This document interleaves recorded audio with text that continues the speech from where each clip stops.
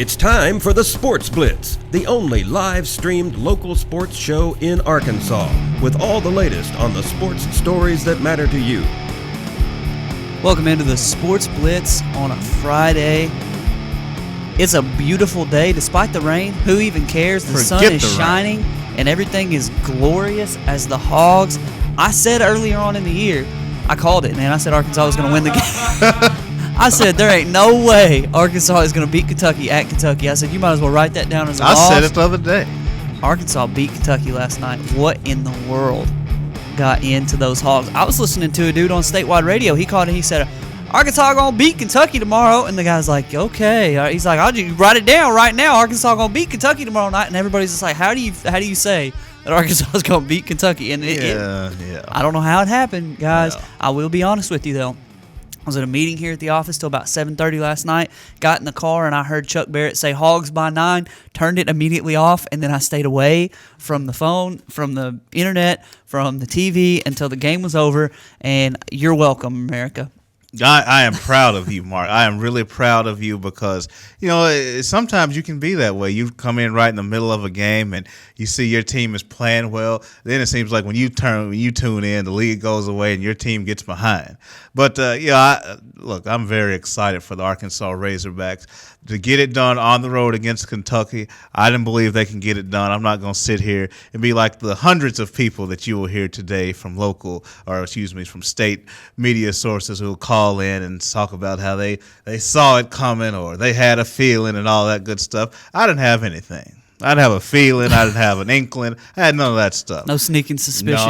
No, I didn't have any of that. I had Arkansas going to Kentucky. I will say this. I had them keeping it within 10 because I have questions about Kentucky, and I knew Arkansas was coming in confident. But in terms of making it within 5 or even winning the game, I didn't see it. Arkansas's confidence and energy, Mark, is what impressed me. Well, I want to go through here in a little bit some of the heroes of the game.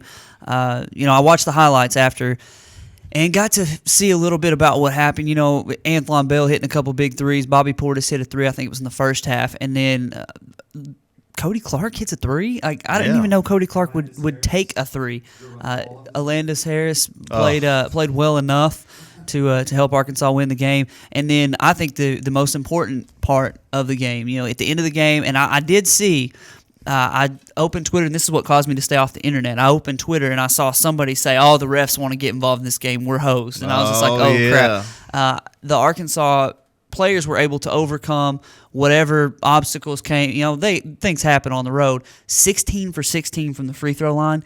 That is gutsy. I saw Coach Zimmerman from University of Arkansas talking about Kiko Hadar, and he said he'll be in practice every day. He'll shoot 100 of them. He'll make 97, 98, 99 free throws. He said, yeah, but Kiko, how many can you make out of 2? And he made all of them. They made all the free throws last night, 16 of 16, and you go on the road at Rupp Arena, and you win for the first time since 1994. That was a pretty good year for Arkansas basketball. Yeah, we did a little something that year in 1994. Funny, I just watched that game the other day. Had a little downtime, and I was like, let me see what Arkansas basketball used to look like, because Lord knows that's not what we have now. This is back when we were playing terrible a few weeks ago. I said, Lord, this is not Arkansas basketball. Let me see what it used to look like. And you saw Scotty and Corliss and and Clinton McDaniel doing work. Obviously, Tony Delk and company on the other side, just flat-out ballers all over the floor. Coach Patino, Coach Richardson decked out in their boots. We know how it used to be back then. But, I watched that game, and, it's huge for Arkansas. And, we're going to get into some of this later, but it's big for Mike Anderson, too, because I feel like up until this point, he had done some really nice things here at Arkansas, but I felt like Stan Heath did some of the same things. John Pelfrey did some of the same things. And Mike Anderson still hadn't distinguished himself as the guy for this program. And I feel like last night was the first step into saying, hey, I'm not Heath, I'm not Pelfrey, I am the guy for this job. 14 points from Michael Qualls, 12 from Kai Madden, 11 from Cody Clark, and 10 from Anthony Bell. That's 4 guys in double figures. That's always good for Arkansas. Now, it was a sort of low-scoring game, but you're on the road. You're able to take care of business and hold a lead. That's one of the things that I liked about what Arkansas did last night. But and we'll break this game down individually in greater detail later on, but I hate I hate what this kind of game does to a 19-9 Arkansas team who's now 8-7 in the SEC. What it does to me, and I know it's probably doing the same thing to you, and Weldon and I talked about this before the show, makes you go back through the schedule and look and say, man, what if? What if you had been able to hold off Florida in that early season game, an overtime game, you lost by 2 points at home? What if you had got that win at Georgia on the road, you lost in overtime? What if that layup against Missouri had went in to win that game? Arkansas is playing for seeding right now and looking like one of the better teams in the country, and these aren't like stretches. This a 5-point game was the biggest deficit that I mentioned in those games that Arkansas, 2 of them overtime games, one of them a layup at the buzzer would have won the game. So just one thing bounces right here or there, and Arkansas is in great shape. Granted, on the other side, things bounce wrong the other way, and Arkansas could be just totally playing in a scrap heap. So Right. I had to take this win for what it's worth, but it makes me look back at the schedule and say, man, what if? That's certainly understandable, Mark. I'm with you on that. And I think at this point, if you're Arkansas now, you just have to move forward. You enjoy the win. You enjoyed it last night. But understand, this doesn't lock you in. You and I talked about this. You still have work to do to get into the tournament. If you wet the bed the final 3 games of the regular season and then you lose in your first game in the SEC tournament, you're not in. It's just as simple as that. So it's important that you use this as a confidence building block more so than something that's going to hang over, because you do have Georgia coming up. Georgia's a team who's playing good SEC basketball. Their resume doesn't justify them being an NCAA tournament team. But they're 10-5 in conference. They're 10-5 in the SEC. Mark Fox has been a very good coach going back to his time at Nevada. You know, he's had some challenges. He's had some good moments at Georgia, but his team will be ready to play. And I think Arkansas, they have to come in ready to play. The good news is it is a Saturday game. The crowd will be rocking now that the win over Kentucky. So the atmosphere should be there. But I want to see how this team responds. I know as a coach, one thing you tell your team, and Bob Knight, he touched on it last night, when your team is winning, you always want to dangle the carrot in front of them that they can get better, especially, if they're feeling good and they're having success. Enjoy, pat them on the back, but also dangle out in front of them. There's still more to go. There's still more to work for. And I think if Arkansas can do that, who knows? And, like you mentioned, Georgia, 3 o'clock on Saturday. Bud Walton is going to be crazy, and Arkansas is going to need it because this is a quick turnaround. You play on Thursday on the road in Kentucky, and then you turn around Saturday, play at home. That's a rough one, especially since Georgia. What did they play Tuesday night? Yeah, Tuesday, Saturday. Just sort of. I saw some Wally Hall making fun of the schedulers and talking about doing a in-depth research into who schedules these games because it doesn't seem all that fair. But Arkansas right now, if they could have played another game last night against Georgia, I think they would have just gone ahead and played last night. Yeah. Because the win carries them, and Bud Walton's going to be wild on Saturday. If you win that game, then you got Ole Miss and Alabama. I know we said after the Mississippi State game, we were putting the cart before the horse. Now we've got Kentucky.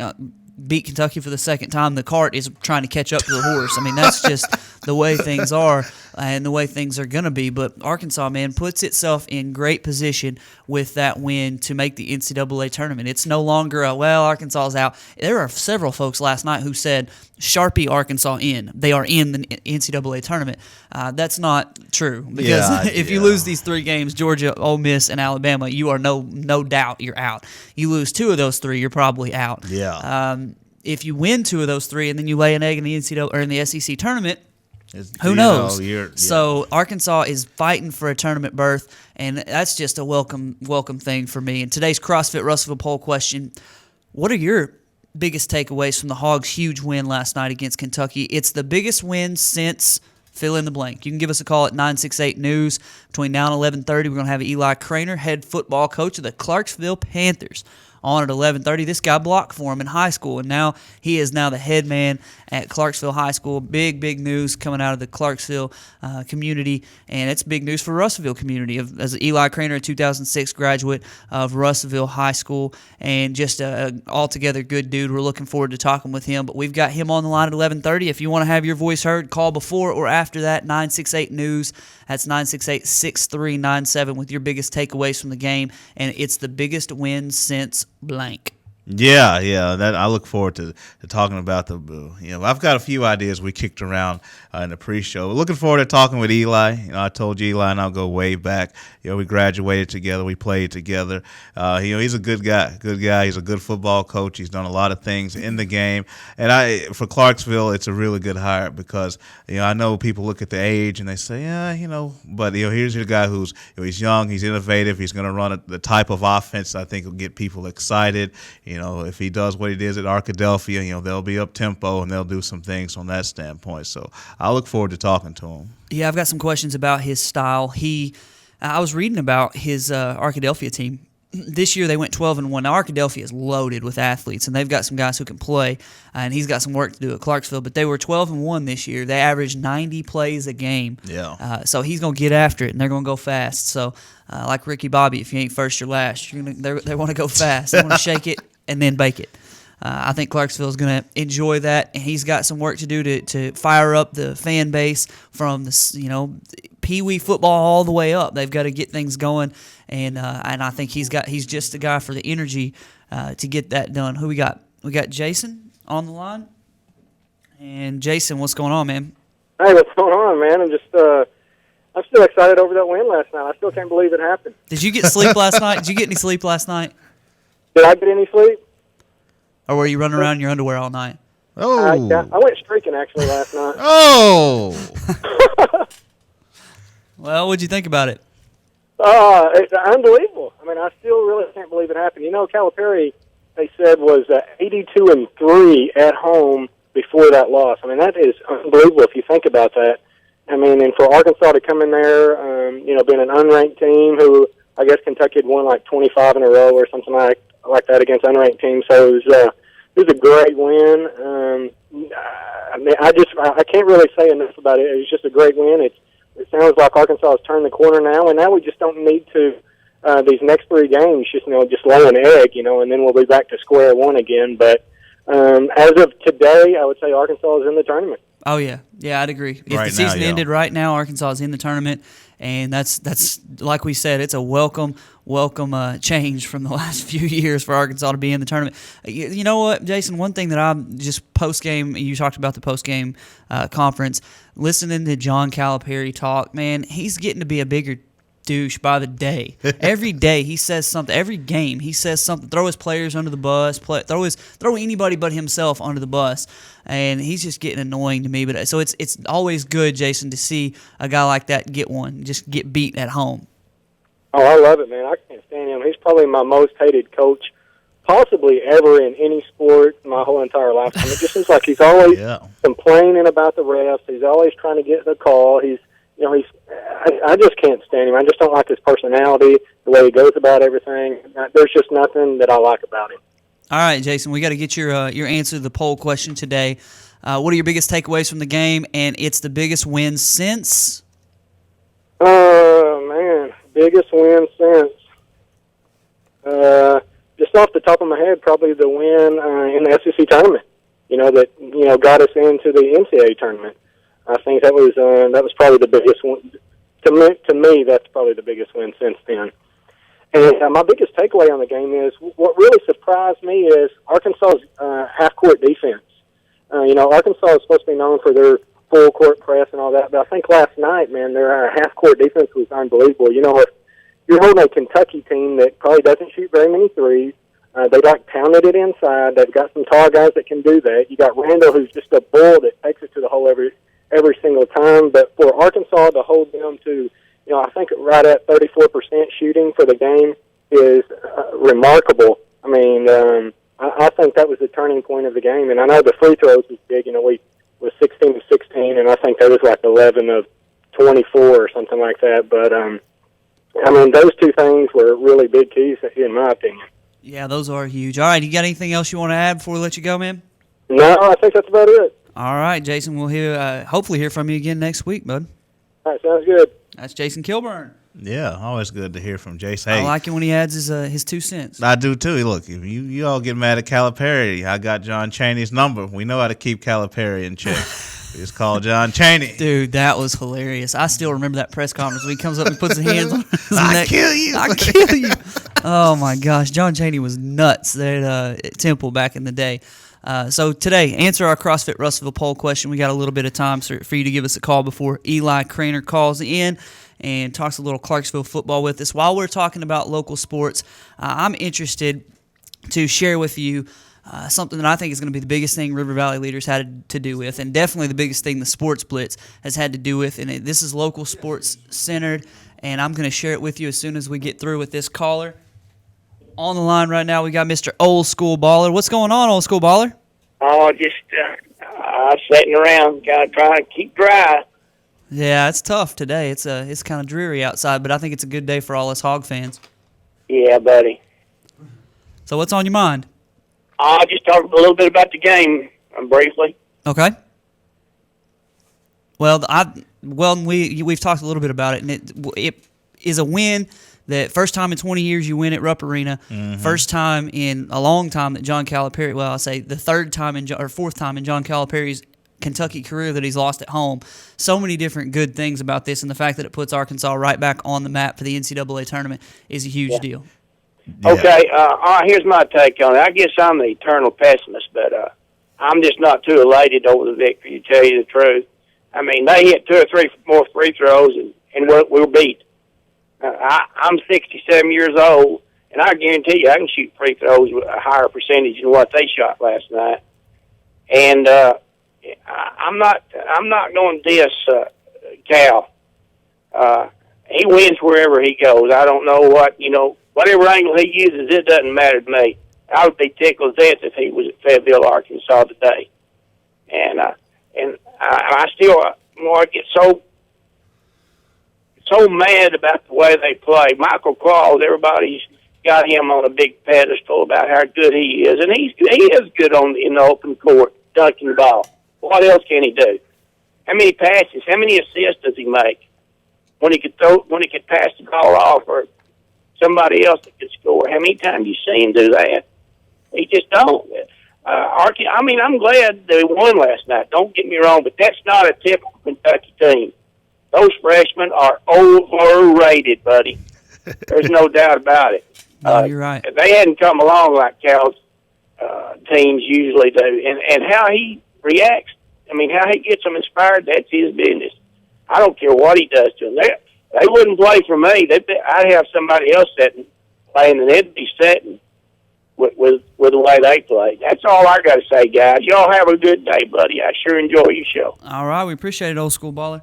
Well, you and I talked about it. I am with Old School Baller as far as being almost an eternal pessimist. I don't want to say that we're necessarily that way, but we're Razorback fans. So we're used to punishment, and we're used to disappointment. And like I tweeted last night, this win will amount to nothing but fuel to our disappointment if Arkansas doesn't finish these last 3 games. So like Old School Baller said, this win, okay, it's good. You win the game. That's wonderful. But if you come out and lay an egg against Georgia, it means nothing but it's just something else to hack people off. Yeah, it does. That's why, you have to be even keeled. You have to, from a player standpoint, really from a coaching standpoint, you can't ride the waves of the fans because, a few weeks ago, Mike Anderson was the worst coach of all time. These players had the basketball IQ of a peanut, and this team was just not worth watching. And as a player and a coach, you can't go down with the fans into that misery. You have to stay right in the middle. And right now, it's the same thing. Right now, there's fans on cloud 9. Yes, there's a little bit of pessimism, but for the most part, fans are going to forget. They don't even know who Arkansas plays Saturday. The euphoria from winning against Kentucky is so high right now. But if you're Arkansas, you can't afford to hang way up there. You got to stay right in the middle. You can't get too high. You can't get too low. That's one thing. I criticize Eli Manning all the time, but nobody stays right in the middle more than Eli. You're like, dude, you just won a Super Bowl.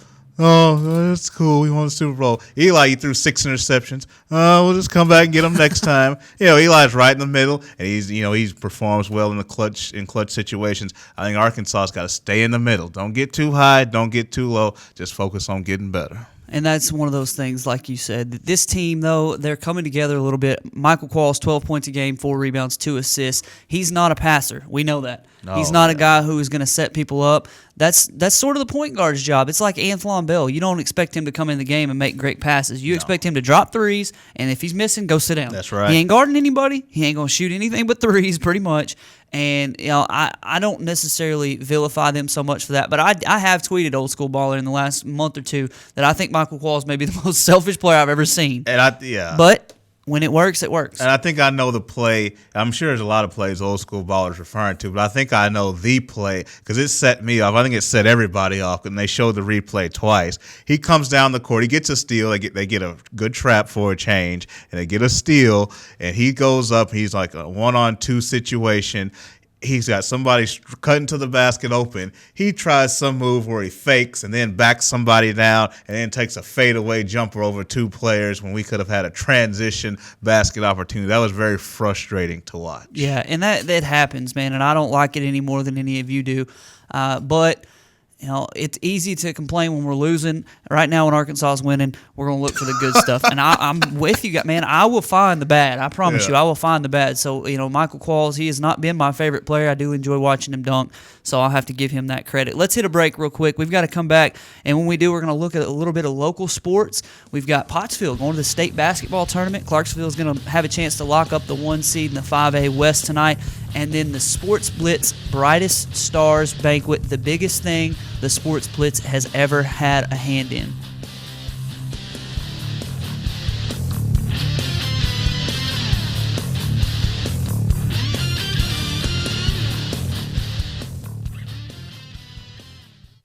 Hi folks, Richard Roberts with Cogswell Motors in Russellville.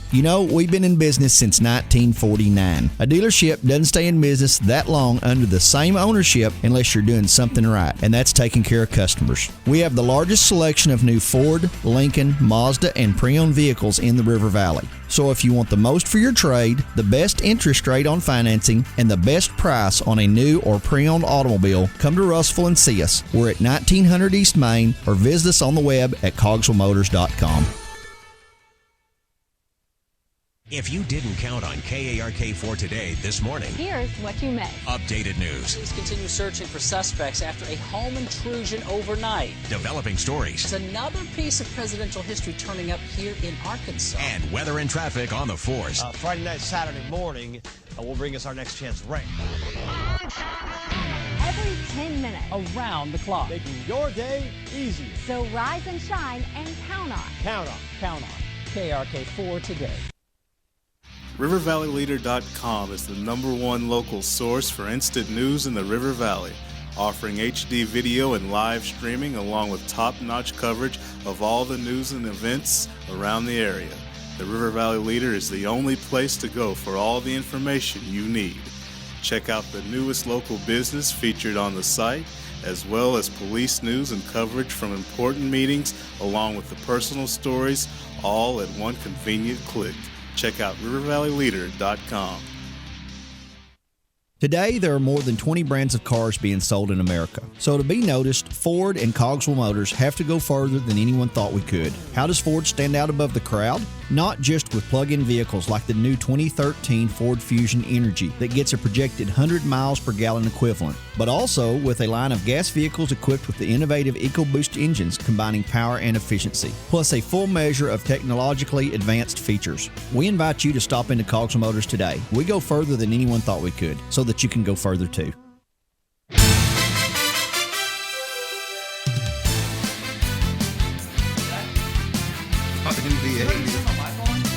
Punk. I make a joke about everything Inconvenience and Maddie, and then he turns on my stinking mic when I'm not ready. Welcome back into the Sports Blitz on a Friday. I'm just all lean back, having a good old time. Hey. And Maddie turns on my microphone, brings us back. All right, welcome back in. We've got a good show left for you. Eli Craner, head coach of the football Clarksville Panthers, coming. I'm pumped, man. I'm a Panther at heart, and I'm ready for Clarksville football to be good again. No offense to those who have been there for years, but I do want them to get good, and I think he'll be exciting. So he's going to call in 11:30. Before we get to that, the Sports Blitz, I teased this before the break, the Brightest Stars Banquet. You may not have a clue what that is, and it's because this is our inaugural event, first year ever that this event's going down. We, as River Valley Leader and the Sports Blitz, along with the Help Network, are going to put together a banquet May 29th at Russellville High School in the cafeteria that's going to honor athletes in every sport. I've never seen anything in this area like it. We're going to honor a player of the year in basketball, boys and girls basketball, football, softball, baseball, soccer, tennis, track, golf, cross country, swimming, everything. And we want to make sure that everybody in the community gets as fired up as we do about local sports and gets as fired up about their local athletes and the good things that they're doing. A lot of these athletes, swimming, track, cross country, they don't get any love at all. That's true. Now, we know coaches from some of those sports, and they have to fight to get space, for their information to be included in other publications. So, we're going to do our best to award those players of the year, coaches of the year, things like that, and it's going to be a great event, May 29th, $25 per person to show up to this event. You're going to get to have a dinner catered by Italian Gardens, a great meal. Obviously, it's one of the hottest spots in Russellville. You're also going to get to hear Aaron Peters, KNWA Razorback Nation anchor and host. He's a big deal, and he's agreed to come to Russellville and MC this event. He's looking forward to it. I'm looking forward to it. We're looking for local sponsors right now to sponsor some of these awards, but we're going to give away a scholarship as well to a local athlete who may not be going to play. He won't be going to play. He or she won't be going to play college ball, but will exemplify teamwork and just a positive attitude every day, and a coach will nominate. What we're doing is I've sent to each athletic director in the 10 schools that we're covering. Now that includes Russellville, Clarksville, Pottsville, Lamar, Dover, Hector, Atkins, Dardanelle, Danville, and Two Rivers. Those 10 schools, each athletic director has gotten an nomination form from me. They're going to nominate 3 athletes in their sports. They're going to give me their statistics and things like that, and then they're going to be able to nominate those players. I'm going to be able to put a ballot together, send it back to the coaches. They'll vote. The winners will be the ones who get the most votes. We're going to have 3 nominees in every sport. So each school of those 10 schools is going to be represented in a finalist for one award at least. And it's just going to be, it's going to be an awesome, awesome event, Weldon. Yeah, this is really, really exciting.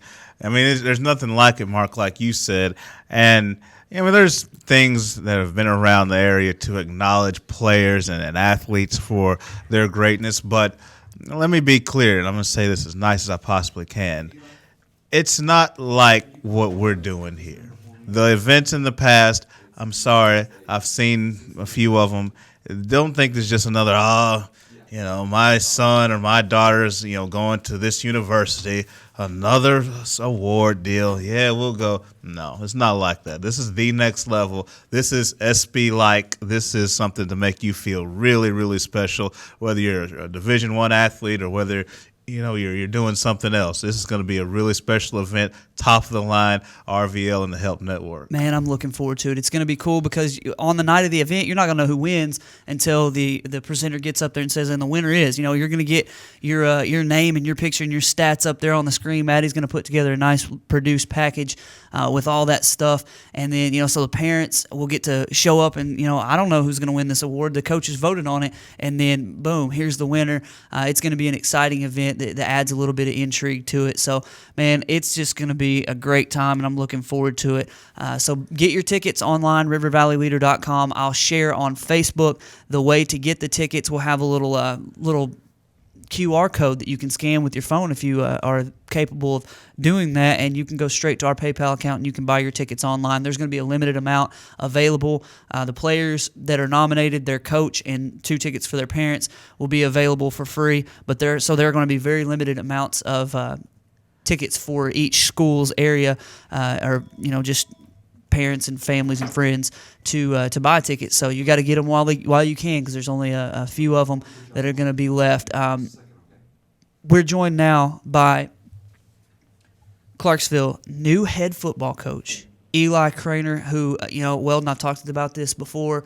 I'm looking forward to Clarksville football. Yeah. Coming up, man. It's been a long time since Clarksville football has been in such an exciting position. And as we welcome in Coach Craner, Eli, man, how are you doing? Doing good. Good to hear from y'all. Yeah, man. I didn't realize that you and Weldon were such boys. You've been going back a long ways. Definitely, yep. We AAU basketball, Texaco Stars, way back in the day. Wow. Yeah. Well, we're going to talk about the Clarksville Panthers. First off, congratulations on the job. What were your initial thoughts through the process? What led you to apply to come to Clarksville? Yeah, well, thank you so much. Initially, right off the bat, area, of course. That's a place that my wife and I, Mallory, are both from and familiar with the area, and so that was it. But then once I started sniffing around, there was, just an outpouring of awesome people. Everyone I talked to involved in the process or involved in school or the program, I'm talking people that you wouldn't believe, good people, and they were hungry for football and hungry for football coach. Coach Banning has done an amazing job fostering that community side of the football program, and it really showed throughout the process of this interview. Well, Weldon, I'll get you in here in just a second to ask some questions. But first off, while people from Clarksville are starting to flood your Twitter account, you got 114 followers in one day. I wish I could pull that off. They're trying to learn a little bit about you, so let them know a little bit about your coaching style. Okay, yeah, the Twitter thing at Coach Craner, it has kind of blown up. I just kind of decided to do that. We did a blog at Arkadelphia, and we have a blog here too, chspanthers.weebly.com.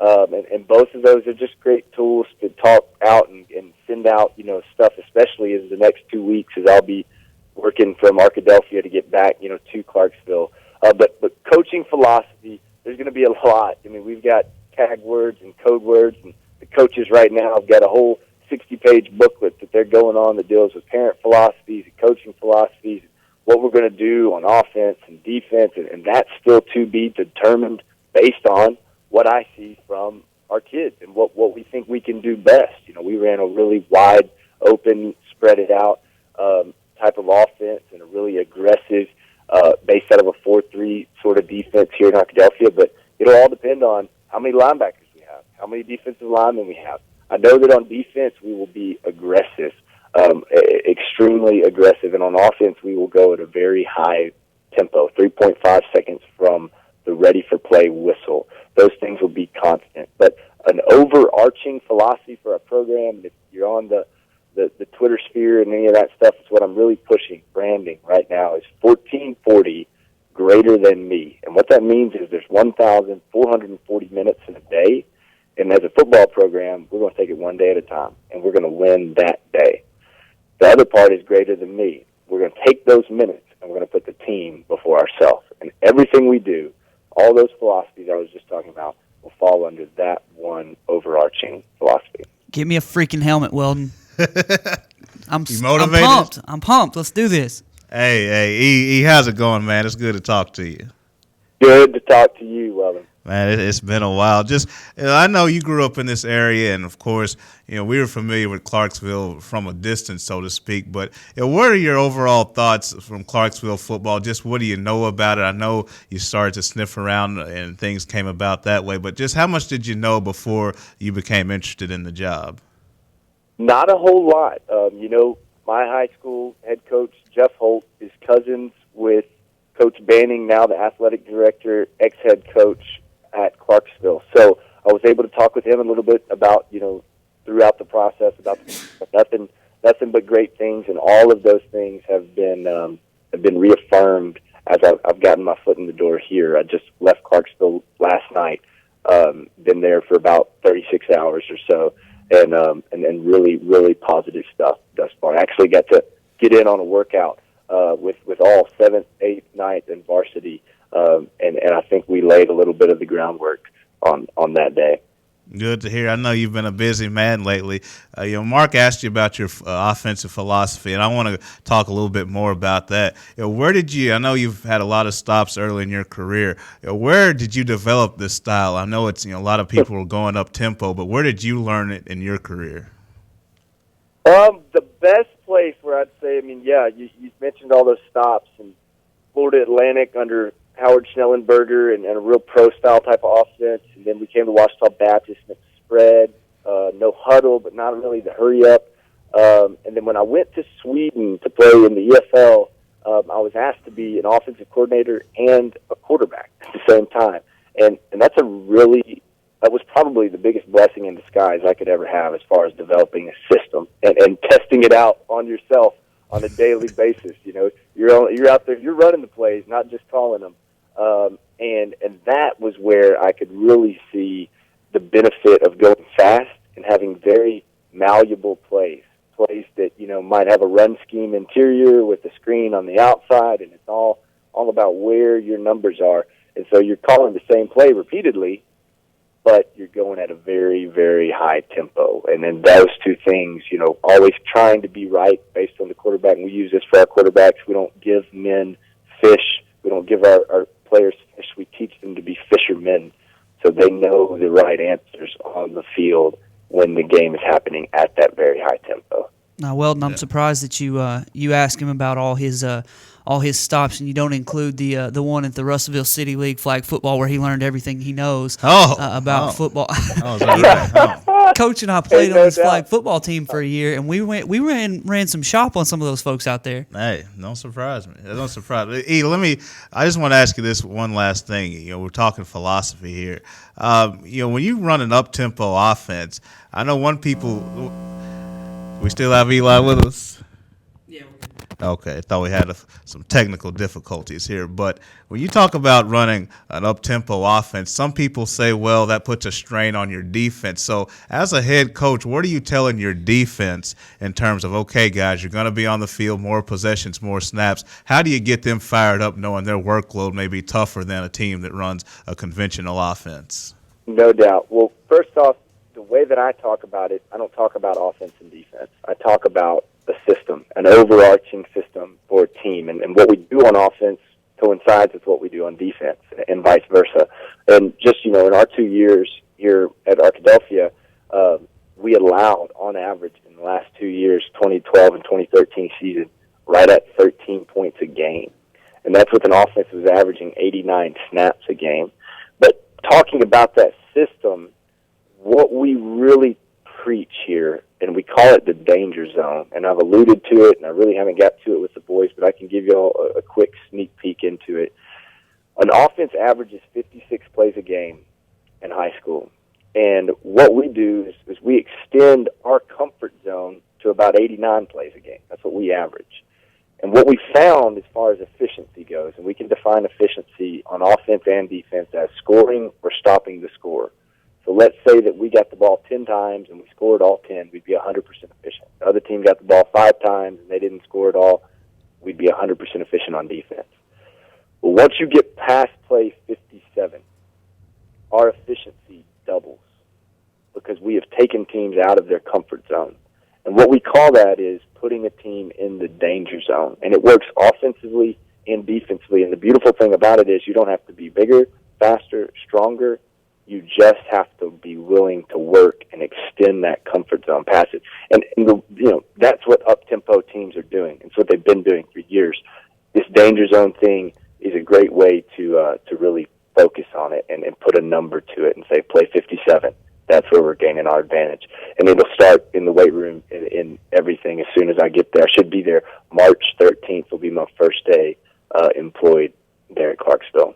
Man, I'm looking forward to it. Well, last question that we've got for you, Coach Craner, is going to be, I want to take it off the football field. Now, Clarksville, as you know, been up and down in football for years. 80s and 90s, they were great. One of the most consistent programs, and I really do believe that it starts in Pee Wee football, goes all the way up through junior high into high school. What are you going to do to not only, because one of the problems that they've had is they hadn't been able to get the best athletes to play football. What are you going to do to excite those players, and what are you going to do to build a community like you mentioned? I like the 1440 is greater than me. What are you going to do to start out, even down into Pee Wee and build everything up toward the high school program? Yes, great question. A verse that I love to cite when this sort of thing gets brought up is, all things work together for the good of them that love the Lord. And in a similar fashion, all things work together for the good of them that love Clarksville Panther football. And exactly what you're saying is exactly true. Feeder programs are the future, and they are exactly what you're going to have. We've got guys already in place, and actually have already talked school board and different coaches and different people in the community that are in place to move on those feeder programs. And really, systems, especially in my mind, high school systems, because you don't get to recruit, they're very changeable year in and year out. You'll still use some of the same base plays and some of the stuff, but formations and positions based on what size of boys you have, or how, if it's a 3-4 or a 4-3, it's dependent on how many D linemen or how many linebackers you have. So the main things that will have to begin to be taught at those levels are fundamentals, and using the same terminology that we use, how to hold a football, how to do those, take a handoff, those different things. And as far as getting kids out for that, and getting kids out, even in our high school program, maybe some that are, up in the halls right now, I hope they're hearing this. I hope they're hearing what I'm saying now, and I hope that they're getting excited about it. And the Twitter stuff and the blog and all those little things add to it. But I just love to talk to them, and let them see what football can do, not just for our record and for the future of football, but for their life. Well, I've already told Maddie we're going to cut this up and we're going to share this around on Facebook, Twitter, on our own RVL site too. So we're hoping that Clarksville will get the message and get out there and support. And you can tell already, Weldon, from the passion and the voice and in the message that Clarksville Panther football is about to turn around. You certainly can. Now, Coach, I will tell you this. On the Twitter thing, I did go ahead and give you a follow this morning. Now, I'm not going to put a deadline on when I expect a follow back, but I'm just saying, that's something that needs to happen.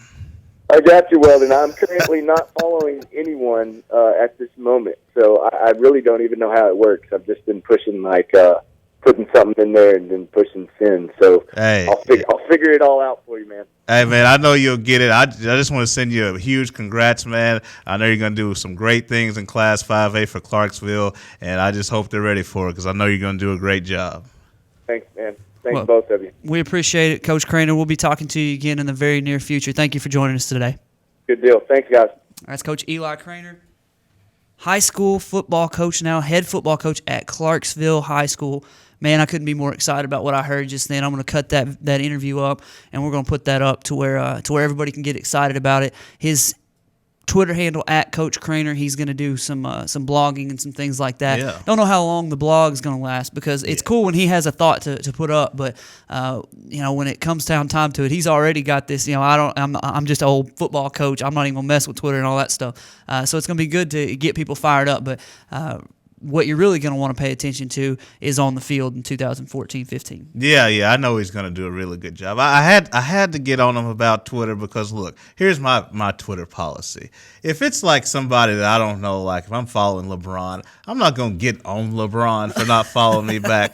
But I know Eli. We go way back. I expect a follow back. He knows that. He's getting his feelings hurt a little bit. Look, I know he's new on Twitter. That's why I didn't put a deadline for him. But he knows. He knows. All right, we got to hit a break. We've got plenty of stuff left to hit, and we've only got about 15 minutes to do it. We hope you enjoyed that interview with head football coach of Clarksville Panthers, Eli Craner. We're going to talk a little bit more high school basketball and then move back to the Arkansas Razorbacks' big win over Kentucky, our CrossFit Russellville poll question right after the break.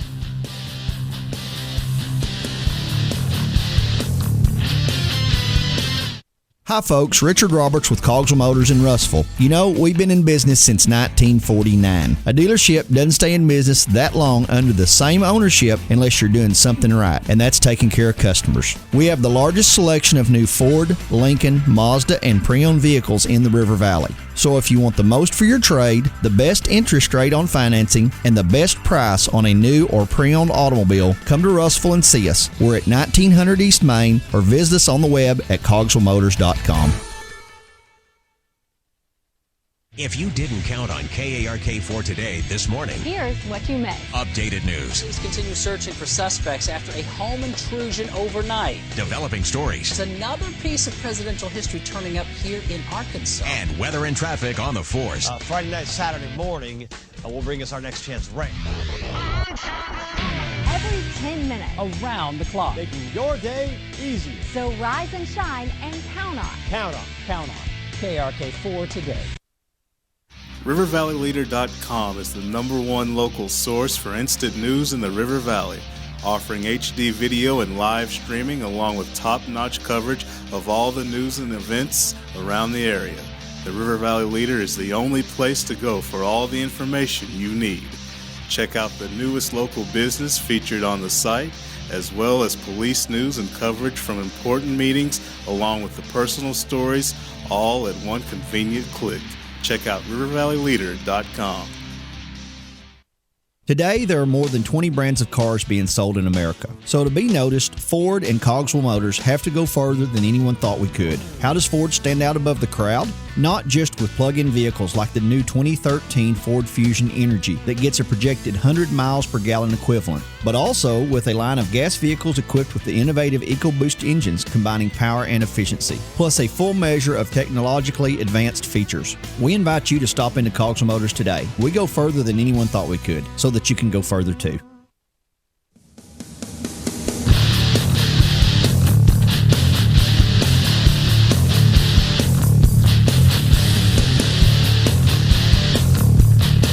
Wow. You gotta put in work while they're nerdy. Yeah. That's quote of the year from Weldon Braxton on how to pick up women. I'm just being honest. Put in work while they're nerdy. They come back after that summer. High school students, I know you're listening right now. Am I wrong? I know somebody though. I don't even need to get into it. It's funny. It's a funny story. But they started dating in like 7th and 8th grade, and he was hot stuff and she wasn't. And then by the end of their like high school careers, he wasn't and she was, and it was just like whoa. But he got in early. So, all right. Welcome back. That has nothing to do with sports, but we're glad you've joined us today for the Sports Blitz here at RiverValleyLeader.com. We're in the Cogswell Motors Studios. Excited to be bringing you the latest in local and state and national sports. We talked to you about the Brightest Stars Banquet. I want you to get involved because when the schools and the fans get involved, it does more than sell tickets and fill the cafeteria up. It lets those kids know that you appreciate them and that you're happy for their accomplishments. A lot of those folks, Weldon, we've talked about this before, will never put on a jersey again. Yeah. And this is their last chance, to be sort of excited about their high school career and just to get another honor. So I think when you work hard at something, Mark, especially in the realm of sports, everybody deserves to feel special. And what I mean by that is we know the kids who are signing Division I letters of intent, on ESPNU and all that. We know they're going to get their fanfare. They're going to feel special. But I think everybody who puts in hard work should have that opportunity as well. I think I told you one thing we do at Itasca is we send our signees letters of intent. And that's something that a lot of junior colleges don't do, but it allows kids to have an assembly in the cafeteria gym, have balloons, have parents, newspapers, and they're signing a college football letter of intent. Now, are we Alabama? Of course not. But still, you're signing to play college athletics. You're being acknowledged. And I feel the same way about this. You have some kids who are going to go on. We know Michael Perry's going to do big things on the college level, but you have some athletes who may not play college sports or may play at a lower level or more obscure. And at the same time, I think they should be acknowledged too, and that's what this banquet's going to do. Definitely, and I think I may have misspoke. What we're doing is we're sending this nomination form to each athletic director for him to distribute to each head coach in those 10 sports that we mentioned. And actually, I think it's like 15 or 16 sports, 10 schools. Each athletic director is going to distribute that to their head coaches. That coach, I know some of them aren't in season right now, so it's going to have to be kind of projected. But you send us 3 nominees of the players that you think best represent your program, will best be fit for player of the year in that sport. You can give us past stats. If the season's already over, you can give us stats from this year, and we'll put that all together. We send it back, and then you vote for a winner. Obviously, you can't vote for your own school, or everybody would. Yeah. But you vote for a winner from another school in that sport, somebody you've seen play or somebody that you've liked their stats, and you look at that information, and then you send it back to us. So it's 2 different parts here to the process. The athletic directors aren't doing the nominating. They may submit the nomination forms to us. They're online form, real easy to fill out. All you have to do is click, and it sends it back to us. So the head coaches in each one of those sports will get to have that honor, really. And then so I'm looking forward to the event. While we're talking local sports, though, the Pottsville Apaches, congratulations to Coach Shane Thurman and Coach Garrett Hill on a win last night in the regional tournament first round. They got a big win, 48-33 over Farmington, a team who upset them. I say upset because I expected Pottsville to win in the Alma tournament earlier on. And now the Pottsville Apaches get Maumelle tonight. It's one of those show them what they've won. Trip to play the Maumelle friggin' Hornets. It was very athletic. But the silver lining, the Pottsville Apaches going to the state tournament. Hey, they know they're going to be in now, trying to up the ante as far as seeding and get a better position in the state tournament. And I think, Mark, we saw this coming on the boys' side. We knew when we got to this 4A North Regional that the 4A4 on the boys' side would have a chance to make their presence known compared to what went on in the other regional for the Northwest teams. So Maumelle and Pottsville set to play. We know athletically Maumelle, and they bring a lot to the table. They certainly present a challenge for Pottsville. But the good news is we know Pottsville knows how to play. And when you know how to play, that can be an equalizer to the point to where it can even put you over the top. So, again, I give Pottsville a good chance. I know it'll be tough. I know they lost earlier to Maumelle, but they also beat them. So I'm looking forward to this game. It's going to be a good one. I'm looking forward to listening to it tonight. They're in Lincoln, Arkansas for the 4A North Regional. I need to give a big congratulations to the other teams whose seasons ended last night. The Pottsville girls lost 64-48 to Berryville. The 1 seed from the 4A4 falls to the 4 seed from the 4A1. But the Pottsville Lady Apaches had a conference championship winning season, played very, very well throughout the year, and they have nothing to hang their heads about. They had a great season, got to go all the way to regionals. The Dover girls lost to Prairie Grove, which, Lord, they can play. They can go. So that's a no slouch season for the Dover girls as well. And also the Dardanelle boys lost to Prairie Grove, who just won their district tournament. So hats off to those folks as well for being able to push their season on past the district tournament and into the regional. Not everybody makes state. Not everybody wins a state tournament, but those teams can be happy about what they accomplished this year. Yeah, when you look 4A and below, I mean, nothing is handed to you. I mean, we're going to talk about Russellville and Clarksville, and they've played well and they've earned themselves bids. Clarksville had earned theirs a little more. Russellville and Class 6A kind of just, you just show up in your end, but another story. But you go 4 and below, you're fighting every night for your lives.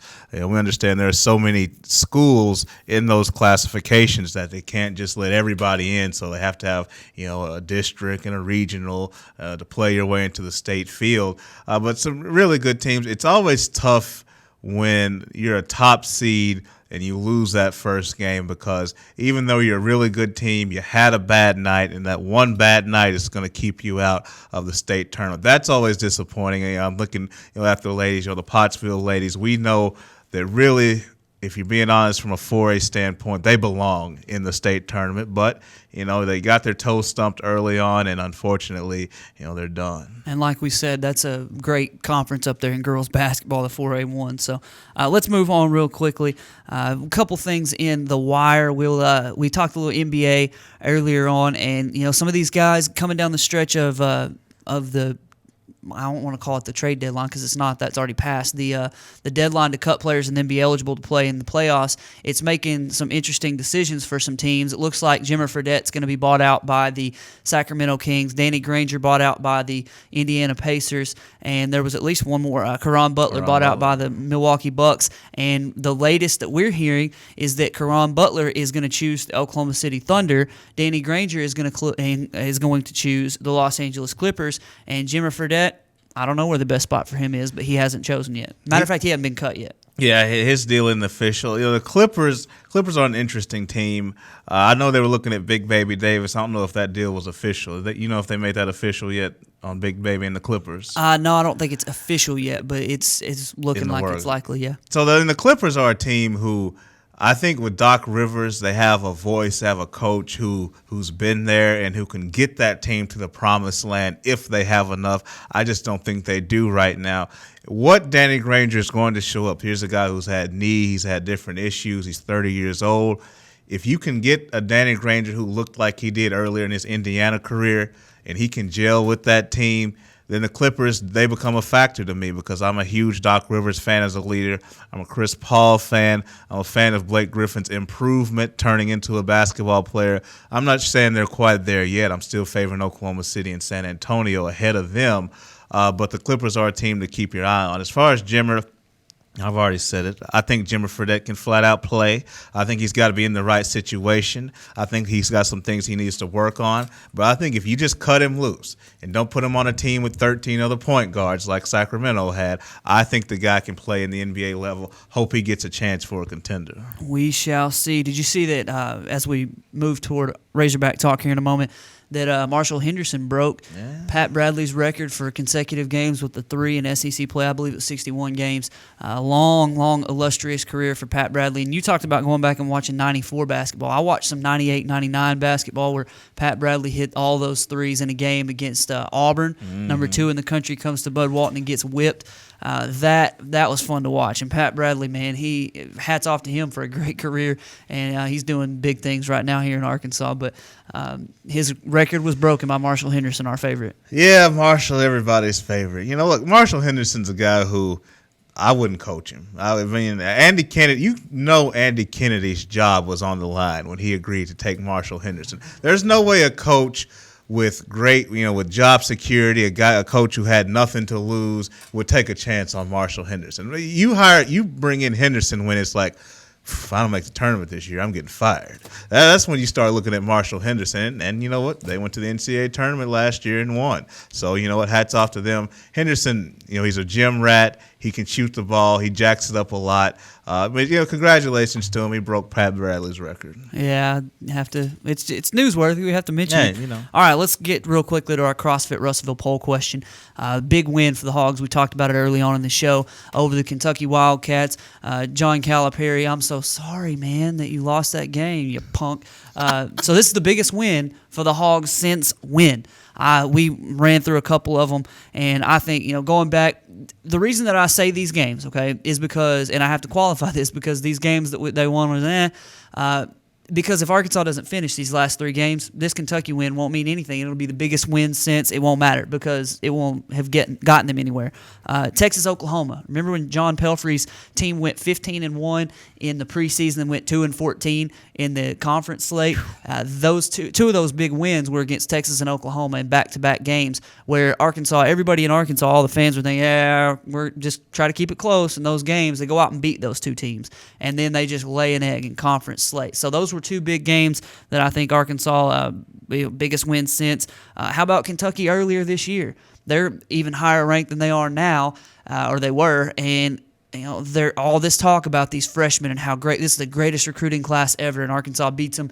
Sports Center top play, number 1, Michael Qualls with the dunk back at the buzzer. That was a big game for Arkansas. Also, SEC tournament win against Florida. I know you mentioned that. And then I think Jason mentioned the 2000 SEC championship game in the tournament. You get a chance to go to the national tournament because of the win there in the SEC championship game. So those are some big wins for Arkansas as far as biggest wins since. Like we said, though, Weldon, 3 wins in the next 3 games, and that Kentucky win counts. If not, doesn't make that big a difference. Yeah, I agree with you. You have to put it in perspective because those Oklahoma and Texas victories, within a week's time, looked like it was going to be something to springboard you into the NCAA tournament, and obviously the wheels came off. So you do have to put it in perspective. If Arkansas is not able to get it done to close out the season, this Kentucky win means nothing. I'm just going back and thinking about some victories that were significant to me at the time. Those Texas-Oklahoma victories were there. I even look at the Indiana game in 2008. I know Indiana had mailed it in.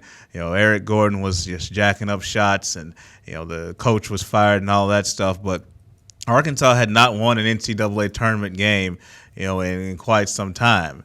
And so I think it was big for them to be able to get that accomplished as well. Arkansas beat one of the Florida national championship teams. They beat them at home to get a win over them. I thought that was huge. And so there's been some games where I look and say, that I remember that one. Well, that was a signature moment. I think it was 2008 against Tennessee. The SEC tournament moved to Georgia Tech's gym because of the tornado, and Arkansas on a Stephen Hill jump shot beat one of the best teams in the country, Tennessee. And then the next day we lost to a team that played 2 games the previous day. Still not sure about how that one happened, but those are some of the games that stuck out in my mind. Well, Arkansas, like we've said, they've got to win. these remaining 3 games, at least enough of these 3 games, and then into the SEC tournament to make it matter, so that you get into the NCAA tournament. A couple weeks ago, us talking NCAA tournament was just laughable, and now we're here after a win at Rupp Arena talking about the chances of Arkansas playing in the NCAA tournament. Man, looking forward to that. Arkansas baseball, I don't know, it's sleeting outside apparently, so I don't know how Arkansas baseball is going to do it. I think they're playing a doubleheader on one of the days, but they were originally scheduled for South Alabama this weekend, 4:05 this afternoon, 12:05 tomorrow, and 1:05 on Sunday. You'll have to follow the Arkansas Razorbacks Twitter, Facebook, and all those accounts to make sure. We'll try to share that as well as far as when the games are moved to, if they are moved, and all that stuff. So as we run out of time for this week, we just want to say one more time, go buy those tickets once we announce once we share that story for you to the Brightest Stars Banquet. You're going to be able to help support local athletes and coverage of local athletes that normally wouldn't necessarily get it. So we're very, very happy to announce the Brightest Stars Banquet. We appreciate Coach Eli Craner calling in today, and you for listening. Jason Kilburn and Old School Baller, man, it's just a full show today. So yeah. For Weldon and Maddie, I'm Mark saying so long. We'll be back at 11 o'clock on Monday. Stay warm out there.